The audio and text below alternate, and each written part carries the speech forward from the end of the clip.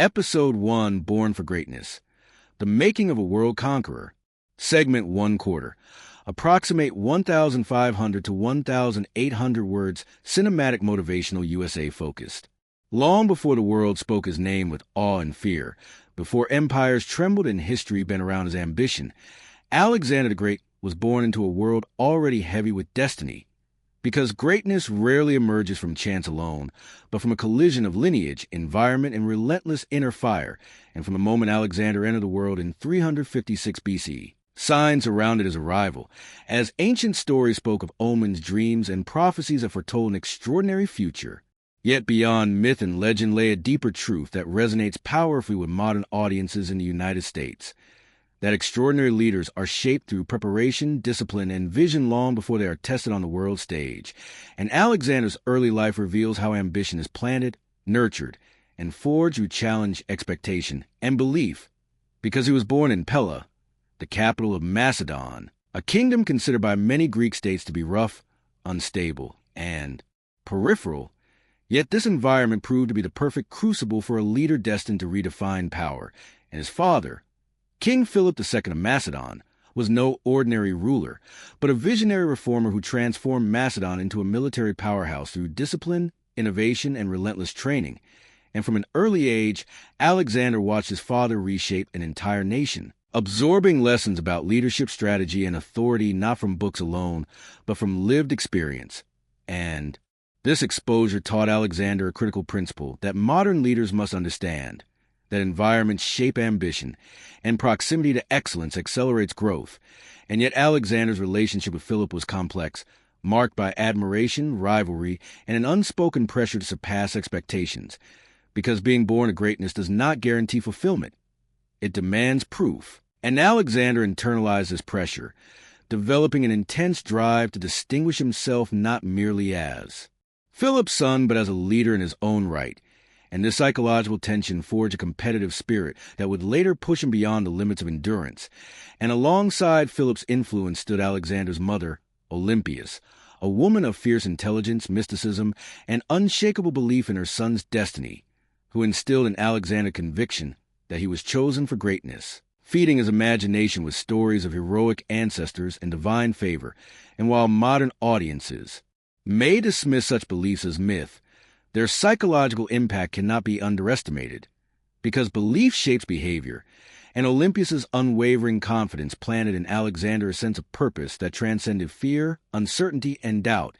And this early conditioning illustrates a powerful motivational truth: that leaders who believe deeply in their mission are more likely to pursue it relentlessly, even when faced with overwhelming odds. And Alexander's childhood education further reinforced this trajectory, as he was trained not only in physical combat, horsemanship, and discipline, but in philosophy, ethics, and critical thinking, culminating his tutelage under Aristotle, one of history's greatest minds. And this combination of intellectual depth and martial training produced a rare balance of thought and action, shaping a leader capable of both vision and execution. And this synthesis remains essential in modern leadership, where success depends on strategic thinking paired with decisive action.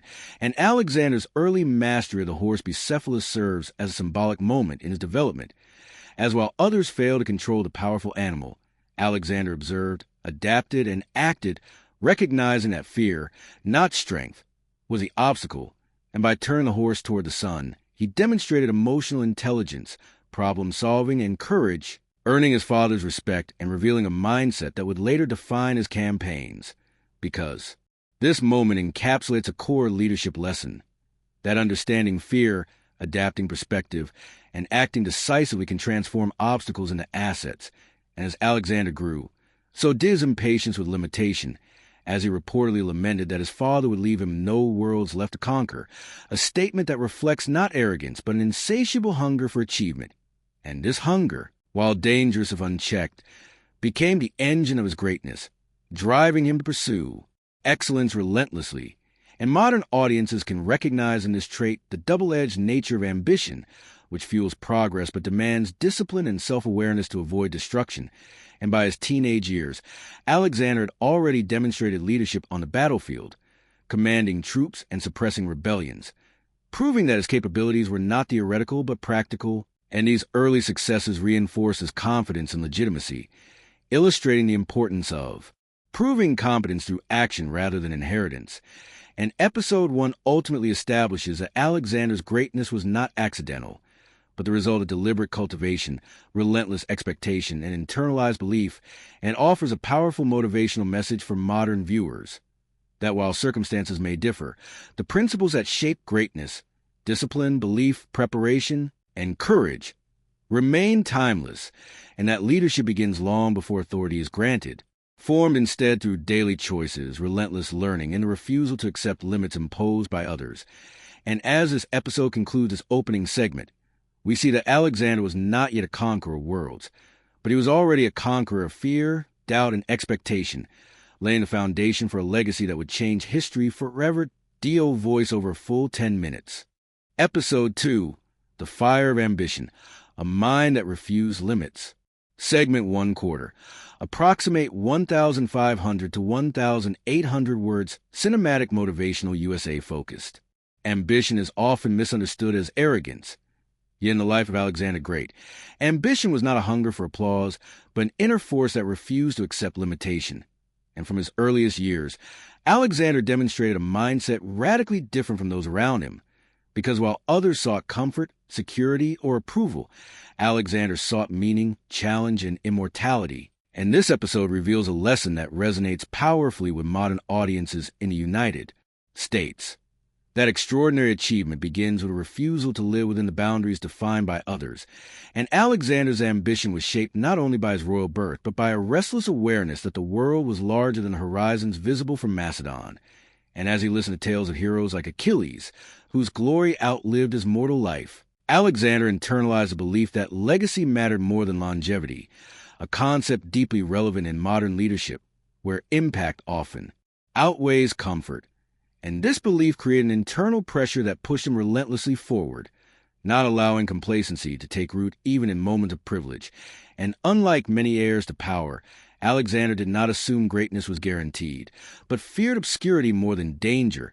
And this fear of insignificance became a powerful motivator, driving him to train harder, think deeper, and act more boldly than those around him. And this psychological drive illustrates a crucial motivational truth: that discomfort with mediocrity fuels growth, while satisfaction with ease breeds stagnation. And as Alexander matured, his ambition increasingly clashed with the established order, because Macedonian nobles and generals expected tradition, patience, and obedience, while Alexander sought expansion, innovation, and bold action. And this tension highlighted a recurring theme in leadership history: that visionary ambition often appears threatening to systems built on stability. And yet, without such ambition, progress stalls, and Alexander's early exposure to military planning, diplomacy, and governance sharpened his awareness of power dynamics, teaching him that influence is earned through competence and decisiveness rather than title alone. And this understanding aligns strongly with modern leadership principles, where authority without credibility quickly erodes. And Alexander's ambition was further intensified by his awareness of his father Philip's achievements. As Philip's reforms, victories, and growing reputation created both inspiration and pressure, because Alexander admired his father's success, yet feared being overshadowed by it. And this internal conflict transformed admiration into competitive drive, pushing Alexander to aim beyond imitation toward transcendence. And modern audiences can relate to this dynamic, as many individuals strive not merely to meet expectations, but to redefine them. And this competitive ambition sharpened Alexander's discipline, as he subjected himself to rigorous physical training, intellectual study, and constant self-evaluation, understanding that greatness demands sacrifice long before reward. And this self-discipline reflects a timeless principle, that ambition without discipline is reckless, but ambition guided by discipline becomes unstoppable. And Alexander's ambition also shaped his emotional resilience, as he learned to endure criticism, doubt, and isolation, because those who think differently are often misunderstood.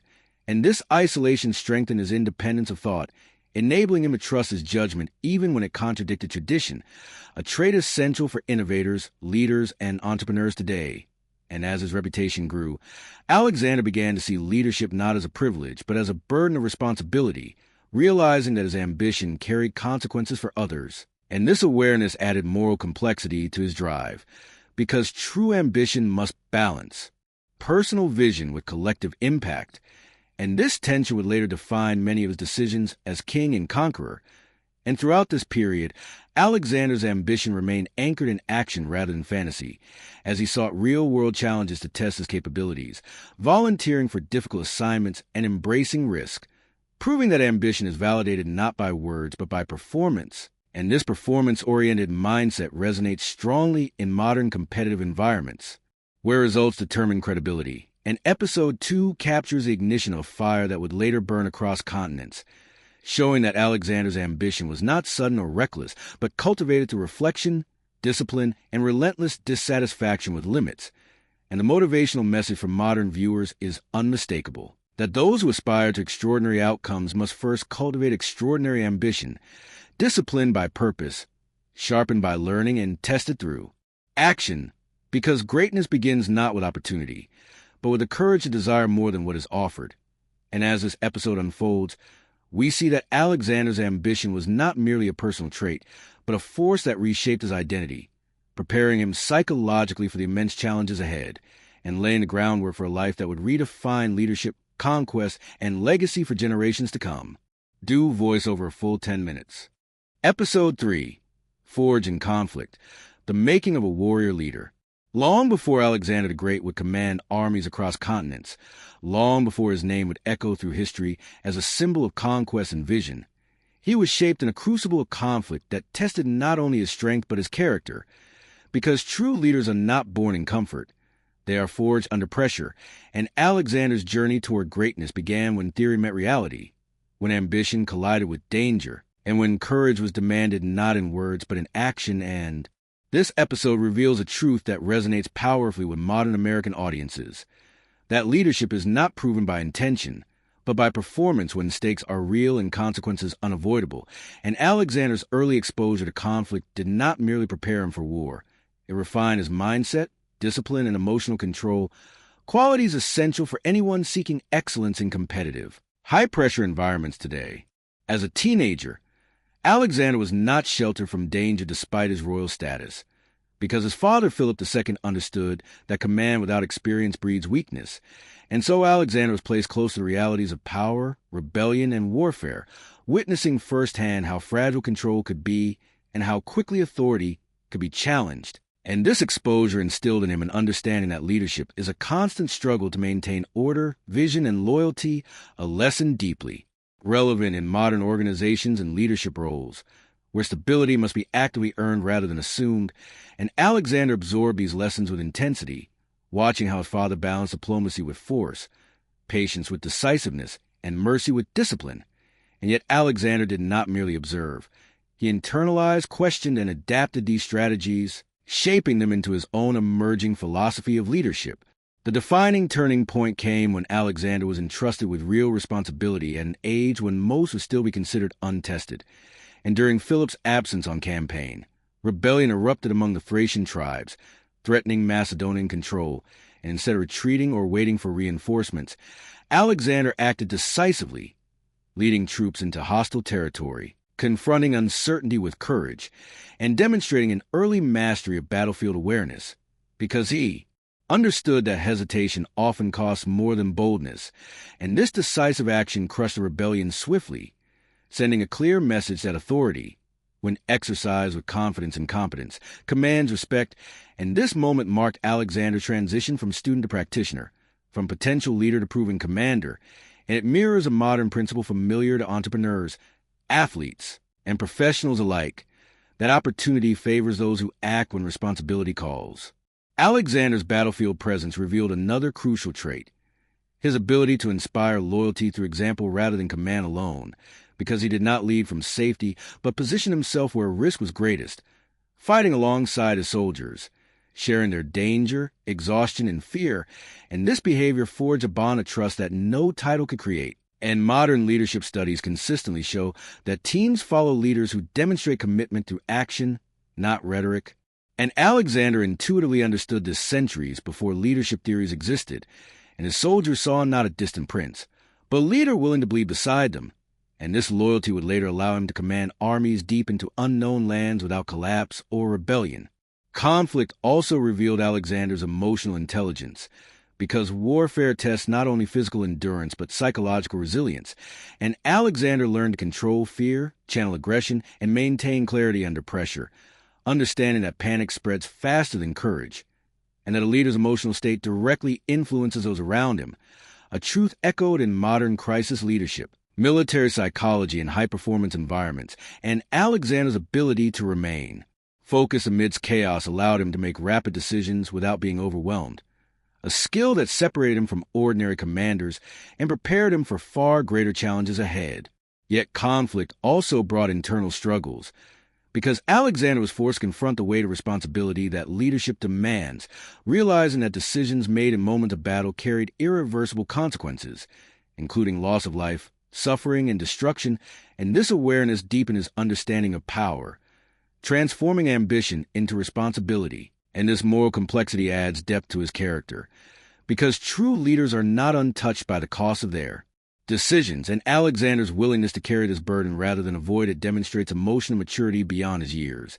And modern audiences can relate to this tension, as leadership in any field often involves difficult choices with no perfect outcomes. Another critical aspect forged through conflict was Alexander's adaptability, because no battle unfolds exactly as planned, and Alexander learned to adjust strategies in real time, responding to terrain, enemy behavior, and unexpected developments, and this flexibility became one of his greatest strengths, allowing him to defeat larger and more experienced forces later in his career. And in today's fast-changing world, adaptability is a defining trait of success, whether in business, technology, or personal growth, and Alexander's early mastery of the skill reinforces the timeless value of mental agility over rigid thinking. Conflict also hardened Alexander's discipline, as he experienced the physical demands of campaign life, long marches, limited supplies, exhaustion, and exposure to danger, and instead of seeking comfort, he embraced hardship as a necessary component of growth, understanding that resilience is built through sustained effort rather than momentary bursts of intensity. And this mindset aligns strongly with modern performance psychology, where consistency and endurance outperform short-term motivation. And Alexander's ability to endure hardship alongside his men reinforced his credibility and authority, proving that leadership is earned daily through shared experience. As Alexander's reputation grew, so did the expectations placed upon him, and conflict became not only a proving ground but a mirror reflecting his potential and limitations, forcing him to confront areas requiring growth. And rather than resisting criticism or failure, Alexander used these experiences as feedback, refining his skills, strengthening his resolve, and sharpening his strategic thinking, demonstrating a growth mindset centuries before the term existed. And this willingness to learn from conflict rather than be broken by it is a critical lesson for modern audiences navigating competitive and high-pressure environments. Episode 3 ultimately reveals that Alexander's greatness was not accidental or inherited, but forged through deliberate exposure to conflict, responsibility, and challenge. And this episode delivers a powerful motivational message that comfort rarely produces excellence, and that those willing to step into difficulty accept responsibility early and learn through action develop capabilities that set them apart. And Alexander's journey reminds us that leadership is not a destination but a process shaped by repeated tests. And as he emerged from these early conflicts stronger, wiser, and more confident, he stood on the edge of destiny, prepared not only to inherit a kingdom, but to transform the world. DO voice over a full 10 minutes. Episode 4, The Crown at 20, Power, Betrayal, and the Birth of Destiny.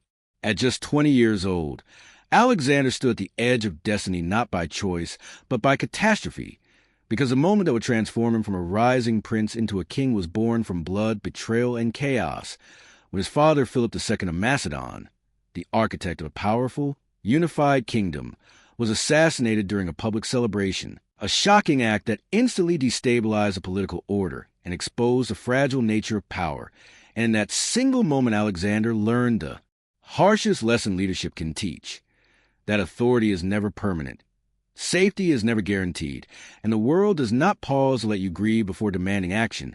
And as whispers of conspiracy spread to the court and enemies inside and outside Macedon sensed weakness, Alexander was forced to suppress personal loss and step forward with clarity, because hesitation would invite destruction. And this is where his story begins to mirror the modern reality faced by leaders thrust into responsibility before they feel ready, where crisis becomes a classroom and pressure becomes a teacher.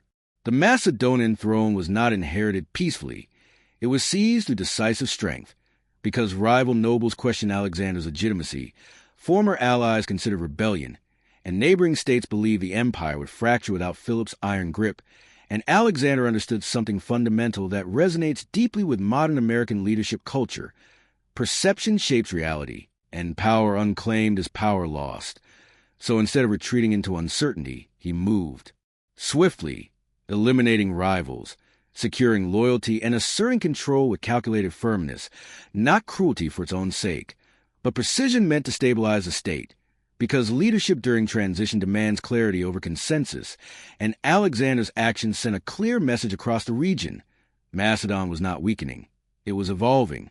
Yet external threats loomed even larger, because Greek city-states that had been forced into submission under Philip saw his death as an opportunity to reclaim independence, believing the young king lacked experience and resolve, and Thebes rose in open revolt, challenging Alexander directly.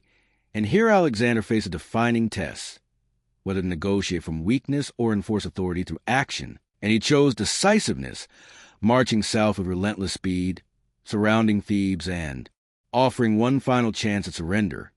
And when it was refused, he ordered a brutal response that shocked the Greek world, destroying the city and enslaving its population, not out of blind rage, but as a calculated demonstration that rebellion would carry irreversible consequences. And while modern audiences may struggle with the severity of this decision, the underlying leadership principle remains relevant. Uncertain authority invites chaos, and early clarity, even when harsh, can prevent greater destruction later. This moment cemented Alexander's reputation as a leader who would not be tested lightly, and across Greece, resistance collapsed without further bloodshed, because fear, when paired with credibility, often proves more powerful than persuasion alone, and Alexander secured the loyalty of the Greek states, positioning himself not merely as Philip's successor, but as his equal. And this consolidation of power reveals a truth often overlooked in motivational storytelling, that leadership sometimes requires choices that are unpopular but necessary, and that moral complexity is an unavoidable companion of authority, a lesson echoed in modern politics, corporate leadership, and crisis management alike. With Greece secured, Alexander inherited not only a throne but a vision. The invasion of Persia, the most powerful empire of the known world, a campaign Philip had planned but never executed. And here Alexander faced skepticism from generals, allies, and rivals alike, because the idea of a young king leading a relatively small army against Persia's vast resources seemed reckless. And yet Alexander possessed something numbers alone could not measure: absolute belief in preparation, strategy, and destiny. And he reframed the campaign not as conquest, but as liberation of Greek cities under Persian rule, transforming war into purpose, a narrative strategy that remains central to modern leadership and persuasion, where people follow missions that feel larger than themselves. Internally, Alexander battled another enemy: comparison. Because living in the shadow of a legendary father creates a psychological burden few can bear, and Alexander refused to be remembered merely as Philip's son, declaring that he would leave nothing for his father to conquer, a statement that reveals both extraordinary ambition and the dangerous edge of ego. And this tension between vision and overreach becomes a recurring theme throughout his life, because greatness often walks hand in hand with excess, and Alexander's refusal to accept limits would drive both his triumphs and his eventual downfall. As king, Alexander also restructured leadership itself, blending Macedonian discipline with Greek intellectual ideals, rewarding merit over lineage, promoting soldiers based on loyalty and competence rather than birth. And this meritocratic approach strengthened his army and fostered deep loyalty, because people fight harder when they believe opportunity is earned, a principle that resonates powerfully in American culture, where upward mobility and performance-based success are central values. And Alexander's leadership style broke traditional hierarchies, proving that innovation in leadership structure can be as decisive as innovation on the battlefield.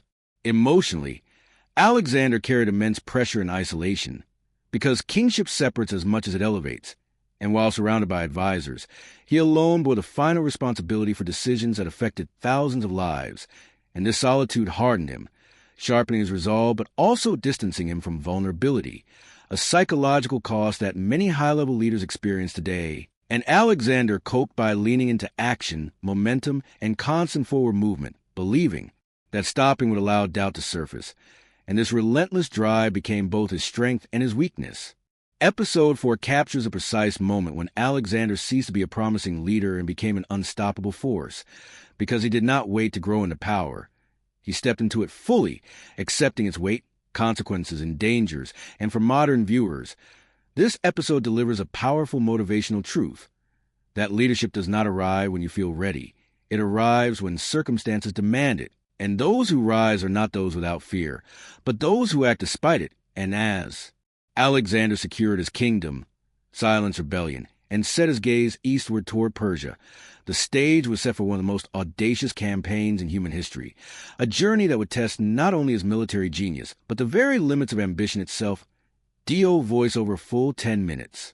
Episode 5, Crossing the Edge of the World, the first impossible victory. When Alexander led his army across the Hellespont into Asia in 334 BC, he was not merely crossing water. He was crossing into history, stepping onto land controlled by the greatest empire the world had ever known. And this moment symbolized more than invasion. It was a declaration that limits exist only in the minds of those unwilling to challenge them, because Alexander was outnumbered, underfunded, and underestimated. Yet he carried something far more dangerous than numbers: absolute belief in preparation, speed, and leadership. And as his army marched forward, every step carried the weight of uncertainty, because failure would not mean retreat. It would mean annihilation. And this mirrors a truth deeply relevant to modern American audiences, that the biggest breakthroughs often require committing fully before certainty exists, because hesitation kills momentum long before opposition does. Before the first major battle was even fought, Alexander performed a symbolic act that revealed his mindset.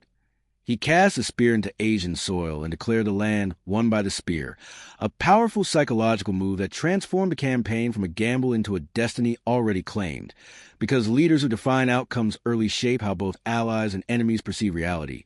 And Alexander understood that confidence, when backed by discipline, becomes a weapon in his soldiers' seeing. Their young king stepped first onto hostile land, felt fear transformed into resolve, because belief is contagious when it is embodied rather than spoken.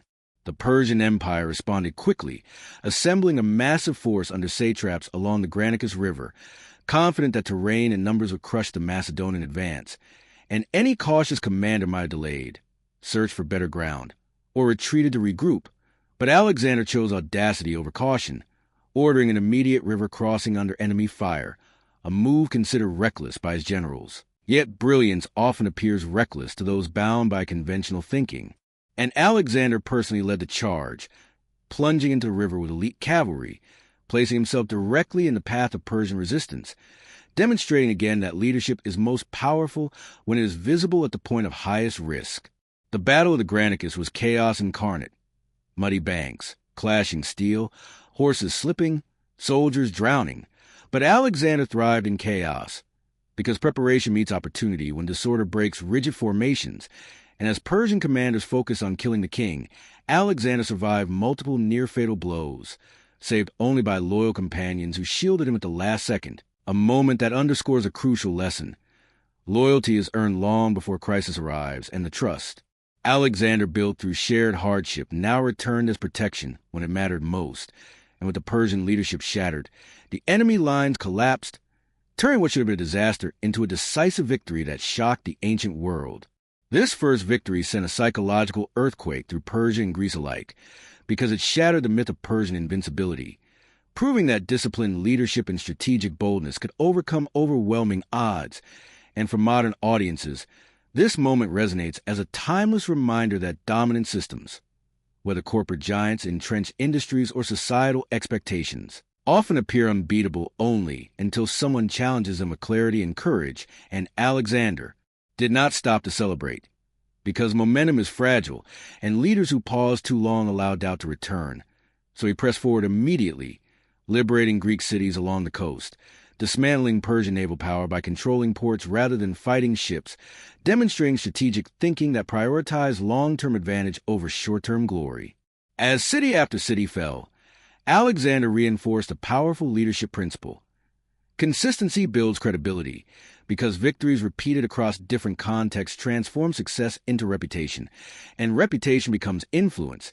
And with each conquest, Alexander combined mercy with authority, rewarding cooperation while punishing betrayal, crafting a reputation that made resistance feel futile and alliance feel beneficial, a strategy mirrored in modern leadership where trust and deterrence must coexist to maintain stability.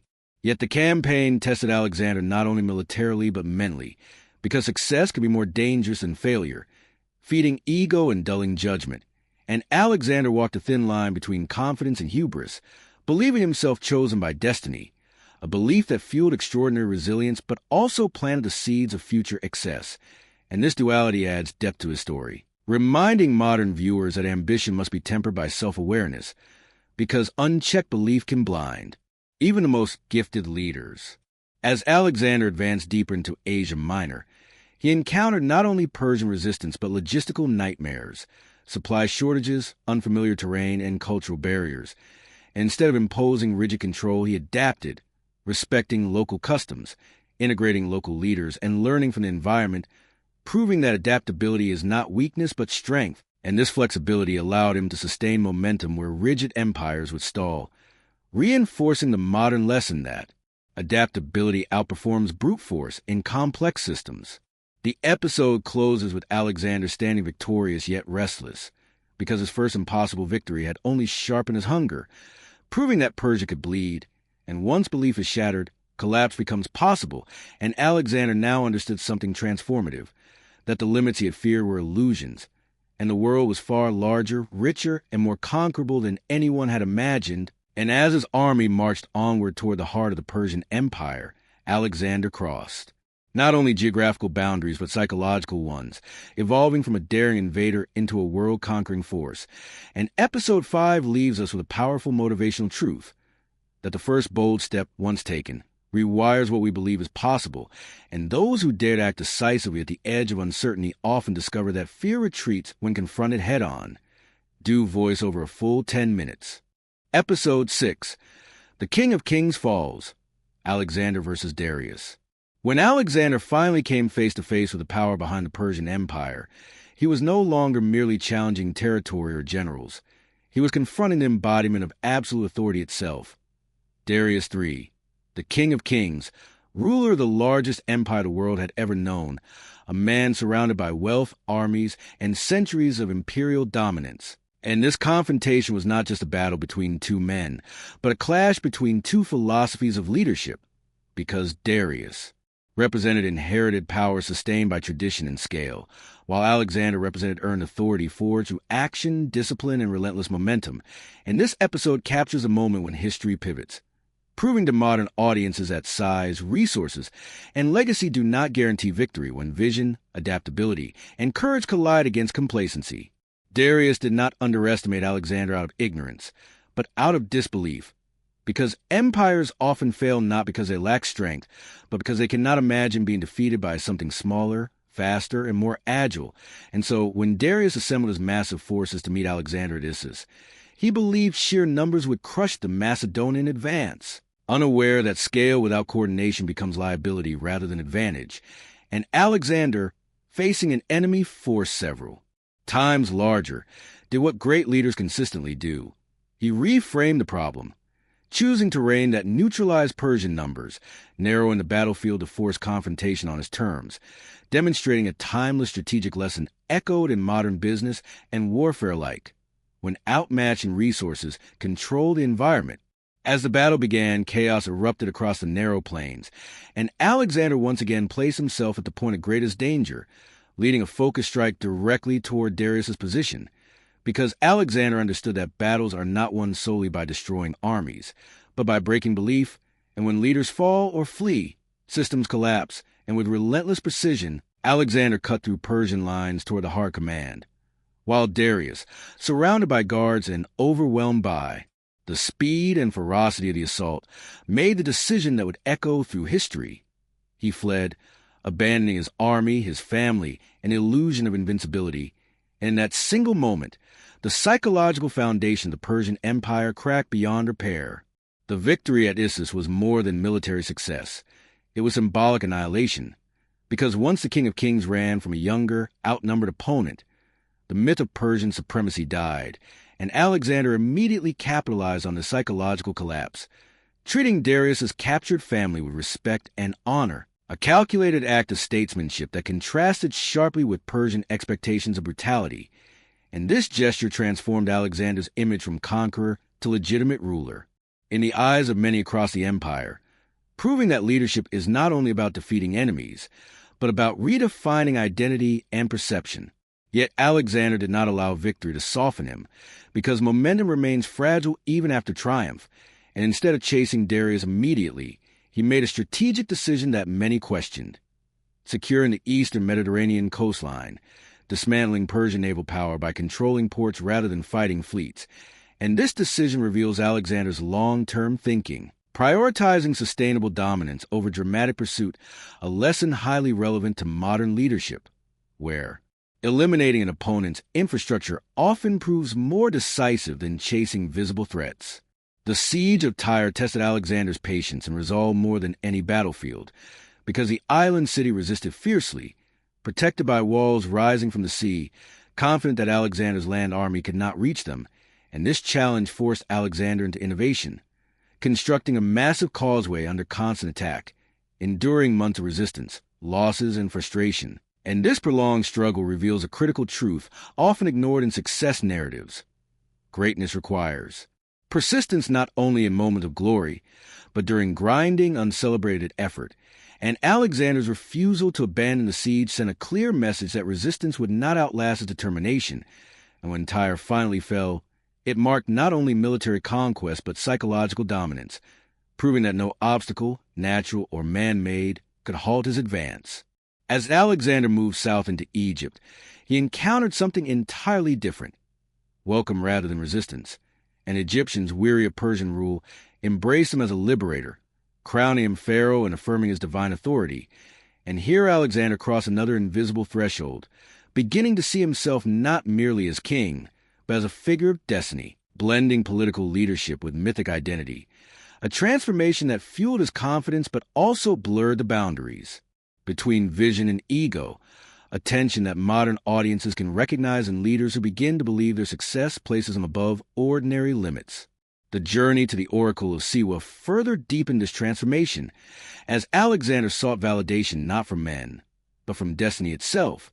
And though the Oracle's words remain ambiguous, Alexander emerged convinced of his divine favor, reinforcing an inner narrative that he was chosen to reshape the world.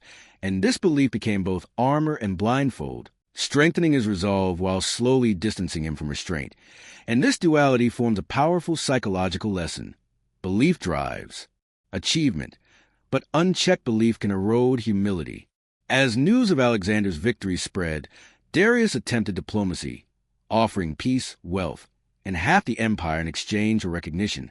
And here Alexander faced a defining moral and strategic choice: whether to accept dominance without total conquest or pursue complete victory at unimaginable risk. And Alexander rejected the offer, declaring that there could be only one ruler of Asia, a decision that reveals the uncompromising nature of his ambition, because some leaders seek security, while others seek completion, and Alexander belonged to the latter, unwilling to live knowing limits remained unchallenged.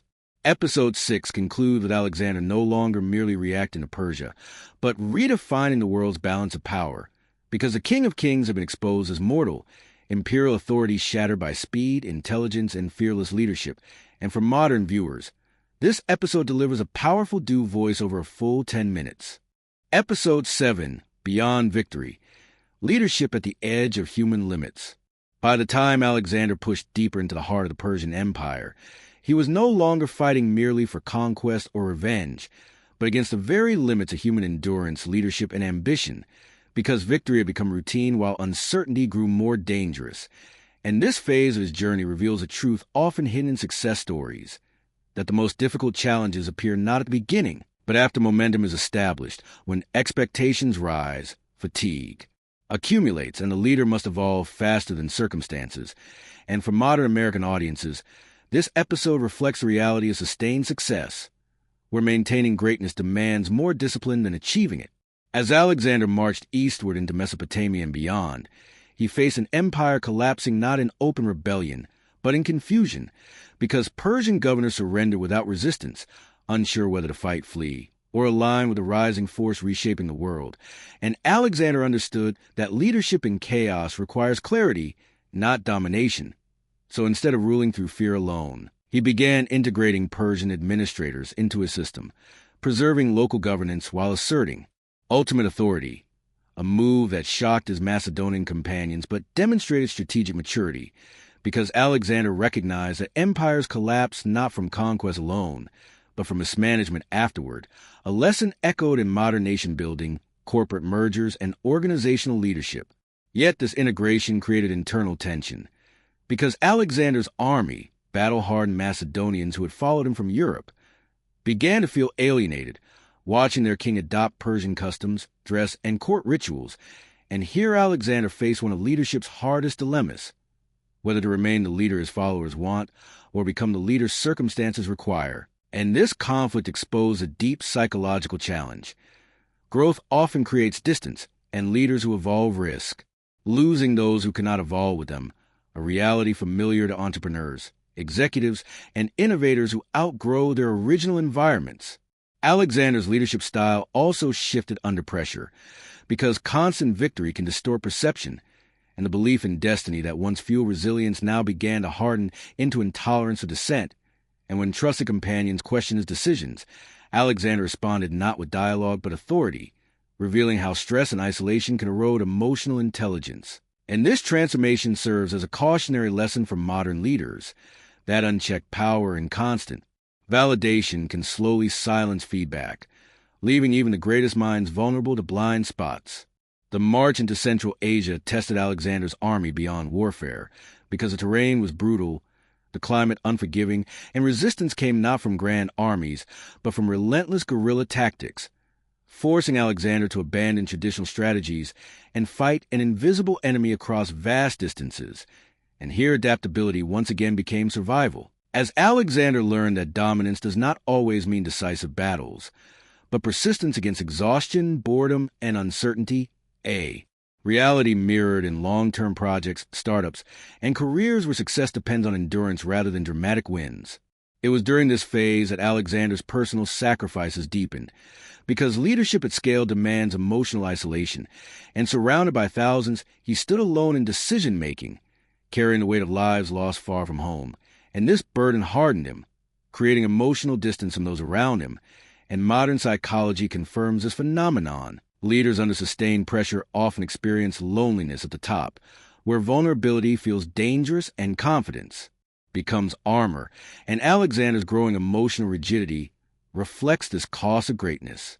Yet Alexander continued to inspire loyalty through action, because despite changes in style, he never abandoned the principle of shared hardship, marching on foot, enduring hunger, heat, and exhaustion alongside his men, and his visible endurance preserved trust even as tensions rose, reinforcing a timeless leadership truth. People forgive difficult decisions more easily than perceive hypocrisy, and Alexander's willingness to suffer alongside his army sustained morale where authority alone would have failed. The execution of trusted companions during this period marked a tragic turning point, as paranoia crept into Alexander's leadership, fueled by cultural misunderstandings, exhaustion, and the intoxicating sense of destiny. And while historians debate the justice of these actions, their psychological significance is clear.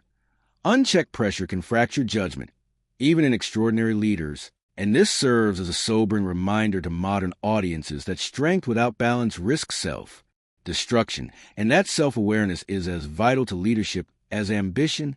Despite internal fractures, Alexander's vision remained expansive, because he believed that stopping meant stagnation, and stagnation meant decay.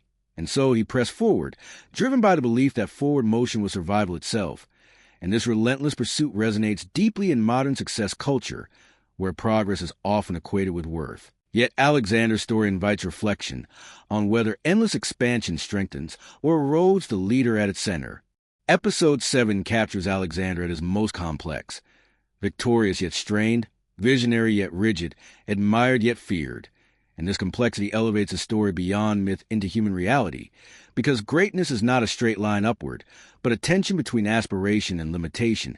And for today's audience, this episode delivers a powerful message that leadership at scale requires constant recalibration, humility, and emotional discipline. And without them, even the strongest momentum can begin to fracture from within, setting the stage for the ultimate test that still lay ahead as Alexander marched toward the edge of the known world. Do voice over a full 10 minutes. Episode 8. To the Edge of the World. India, Obsession, and the Breaking Point. When Alexander turned his gaze toward India, he was no longer driven by conquest alone, but by an obsession to reach the literal and psychological edge of the world, because for him, stopping meant admitting that limits existed, and his final eastward push represents one of the most intense and revealing chapters of his life, where ambition collided with human endurance, and leadership was tested not by enemies, but by exhaustion, doubt, and the breaking spirit of even the most loyal followers. And for modern American audiences, this episode mirrors a reality of relentless ambition, when success pushes people beyond healthy limits and forces a reckoning between vision and sustainability. By the time Alexander crossed into the Indian subcontinent, his army had marched thousands of miles across deserts, mountains, and hostile territories, enduring years of warfare without true rest.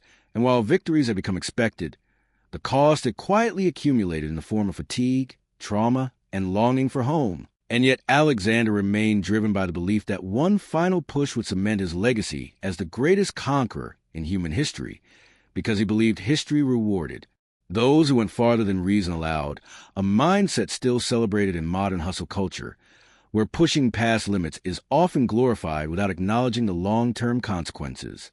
The Battle of the Hydaspes River against King Porus became one of Alexander's most challenging confrontations, not because Porus was weak, but because he was disciplined, intelligent, and commanding war elephants, terrifying weapons unfamiliar to Macedonian forces.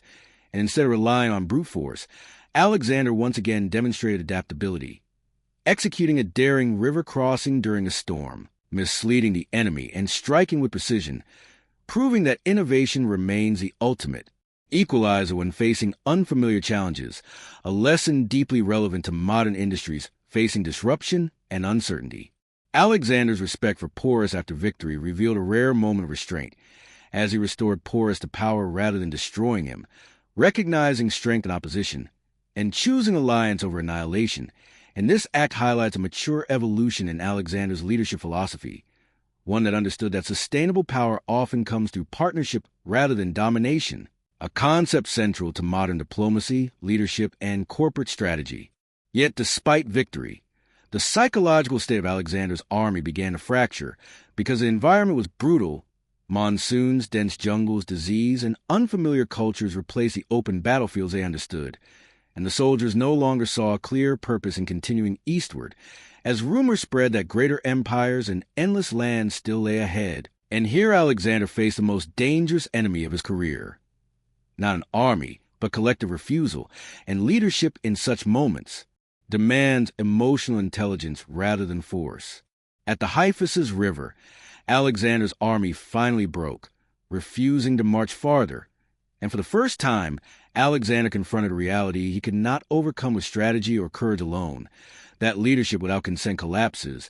And this moment shatters belief that willpower alone could bend reality indefinitely, forcing him into painful acceptance. And modern audiences can relate deeply to this moment, because it reflects the truth that even the most driven leaders must eventually listen to human limits, or risk losing everything they have built.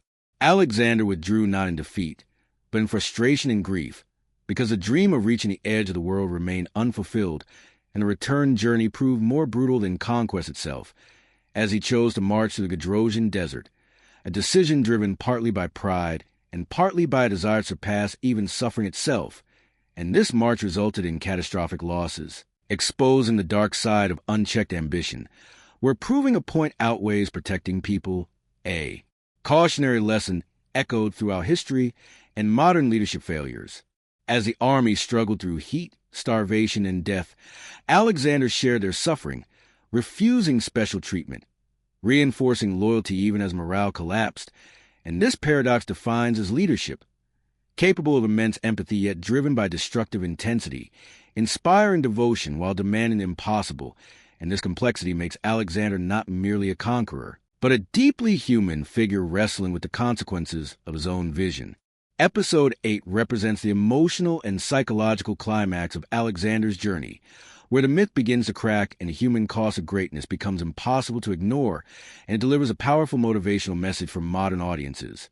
That ambition without balance leads to burnout, that leadership without empathy fractures trust, and that even the greatest vision must adapt to human reality. And as Alexander turned back westward, carrying both triumph and regret, it became clear that the greatest battles ahead would not be against enemies, but against himself, his identity, and the weight of a legacy still unfinished. Do voice over a full 10 minutes. Episode 9, The Price of Power, Paranoia, Isolation, and the Waning of a Conqueror. After decades of relentless conquest, Alexander the Great had reshaped the known world, stretching his empire from the Mediterranean to the Indus River, yet victory brought with it a hidden burden that few histories emphasize: the psychological weight of absolute power, and Episode 9 explores the human cost, revealing a truth that resonates deeply with modern audiences in the United States: that the higher one climbs, the lonelier and more fragile one becomes, because leadership at extreme scale isolates even the strongest minds, and unchecked ambition slowly erodes judgment, empathy, and clarity, the very traits that first enabled extraordinary achievement. By the time Alexander returned westward from India, his army was exhausted, culturally diverse, and increasingly resentful, yet Alexander pressed onward, driven not by necessity but by compulsion, and this compulsion transformed into paranoia, as he grew suspicious of former companions, generals, and even family, fearing plots that may have existed only in his mind. And modern psychology confirms this pattern: that unrelenting pursuit of dominance can distort perception, creating enemies where none exist, and fueling decisions that may alienate allies while satisfying ego. The seeds of isolation were sown during the long years of campaign, because Alexander's personal relationships became transactional, measured against loyalty, courage, and usefulness rather than affection, and those who failed to demonstrate exceptional devotion were marginalized or removed, a strategy that maintained discipline but gradually eroded trust.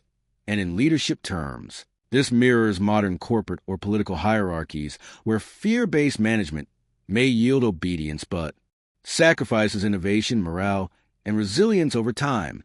Paranoia escalated during events like the executions of key officers and companions, where accusations, often unfounded, resulted in permanent removal, sending shockwaves through his ranks, because soldiers and advisors realized that proximity to the king carried both prestige and mortal risk, and this culture of fear, though effective in enforcing discipline, revealed a psychological trade-off. Absolute control can diminish loyalty, as obedience is driven by threat rather than respect, a lesson echoed in both historical and modern organizational psychology, where fear-driven cultures often collapse when the leader is absent or weakened.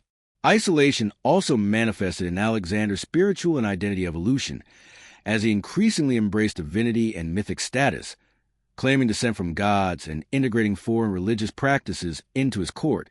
And while this enhanced political control in some regions, it further alienated Macedonians and Greek allies who saw their king slipping from human leadership into hubristic ambition, a transformation that illustrates the danger of ego unchecked by humility, and modern audiences can observe parallels in leaders who allow fame, success, or authority to distort their sense of reality, undermining credibility in the process. Alexander's growing obsession with legacy intensified personal risk-taking as he sought to surpass previous achievements at every turn, pursuing campaigns despite logistical impossibilities, enduring desert crossings, harsh climates, and guerrilla resistance. And while he remained physically present among his troops, his mental focus shifted increasingly inward, prioritizing vision over welfare, strategy over empathy, and this relentless forward drive, though inspiring, created fractures in morale and loyalty, reinforcing the paradox that extraordinary leaders must balance inspiration with human reality, lest their own greatness become self-destructive. Political complexity compounded these challenges, because the conquered regions were culturally diverse, and Alexander struggled to integrate populations with distinct religions, languages, and social norms, often resorting to imposing Macedonian customs alongside local traditions, a duality that created both admiration and resentment. And his attempts at fusion, though visionary, strained relationships within his inner circle, illustrating that even the most innovative leadership strategies carry social, emotional, and political risk, especially when a leader is distant from ordinary life. The strain of constant warfare, cultural integration, and personal ambition finally manifested as mental exhaustion, physical illness, and emotional volatility, and Alexander became increasingly unpredictable, oscillating between strategic brilliance and rash decisions, compassion and severity, magnanimity and cruelty. And this volatility reflected universal truth for extreme achievers. Prolonged pressure, isolation, and unrelenting ambition create vulnerability to burnout, overreach, and poor judgment, a lesson modern professionals, CEOs, and athletes can relate to when pushing beyond human limits without rest, reflection, or recalibration. As his empire reached its maximum geographic extent, Alexander faced resistance not from external forces, but from a very structure he had created. Generals weary of constant campaigning, troops longing for home, and populations conflicted between fear, admiration, and resentment.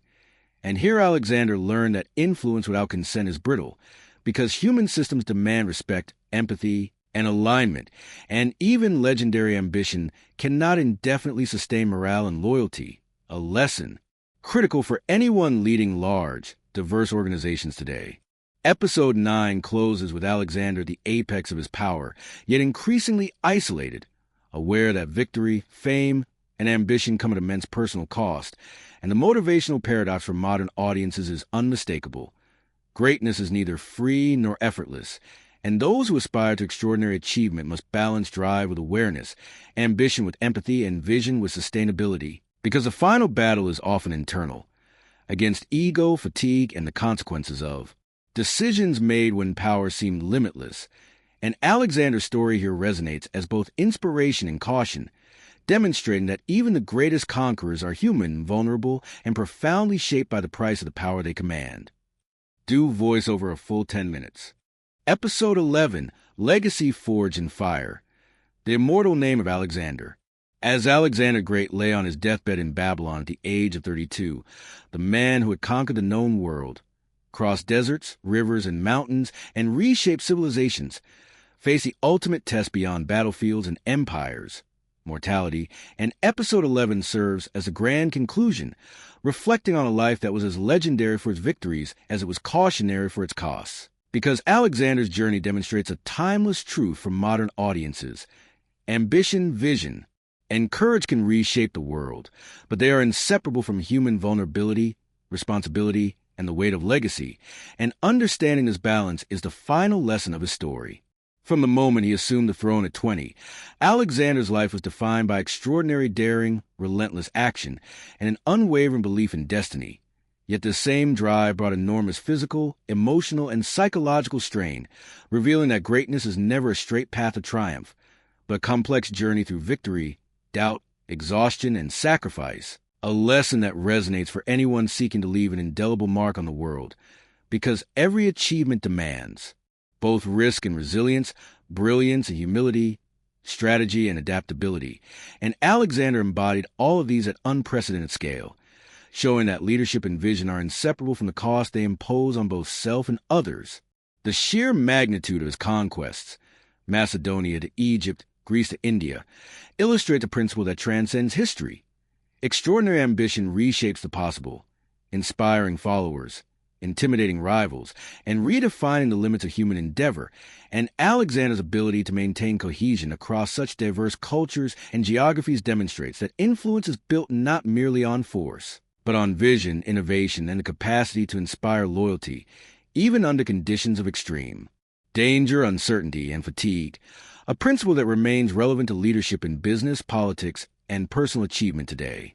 Yet Alexander's story is also a study in human imperfection, because alongside genius lay obsession, paranoia, and a willingness to risk the lives of others in pursuit of his vision. And while his victories are immortalized, the cost was immense. Lost lives, fractured loyalty, and personal suffering, demonstrating that ambition unchecked by self-awareness can become both extraordinary and dangerous. And this duality makes a story enduringly compelling, because it mirrors the human struggle between aspiration and limitation, drive and responsibility, courage and hubris.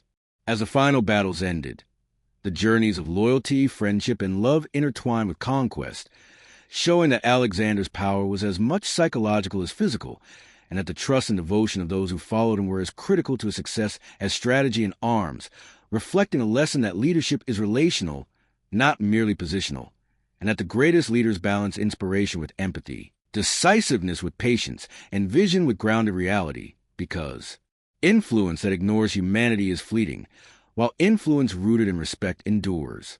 Alexander's untimely death left an empire without a clear successor, illustrating another critical truth, that even the most brilliant vision requires systems and structures to endure, and that legacy is not simply created by personal achievement, but by the capacity to institutionalize values, governance, and culture. And the fragmentation of his empire after his passing reminds modern leaders that impact without sustainability can fade, and that true greatness is measured not only by victories, but by the continuity and influence of what one builds beyond one's own life. Even as centuries have passed, Alexander's name endures as a symbol of courage, ambition, and transformative vision, inspiring leaders, thinkers, and dreamers across the globe, and this enduring legacy highlights the final lesson of his story, that human potential is limitless when combined with relentless focus, innovation, and bold action, but that awareness, empathy, and balance are essential companions, because history remembers both greatness and consequence, and those who aspire to reshape the world must navigate both with wisdom and integrity, ensuring that the impact they leave transcends mere conquest and enters the realm of enduring inspiration. Episode 11 closes the story with Alexander not simply as a conqueror of lands, but as a conqueror of human possibility, a figure whose ambition, vision, and courage continue to teach, warn, and inspire, reminding us that greatness is forged in fire, tested by adversity, and immortalized by both achievements and the lessons learned from their costs. And for modern audiences, this story encapsulates a universal truth, that the path to legendary impact demands courage, discipline, resilience, and awareness, and that the name of Alexander the Great endures not only because of the world he conquered, but because of the human spirit he revealed in doing so, a spirit that continues to ignite ambition, inspire action, and challenge every generation to redefine the possible. Do voice over a full 10 minutes.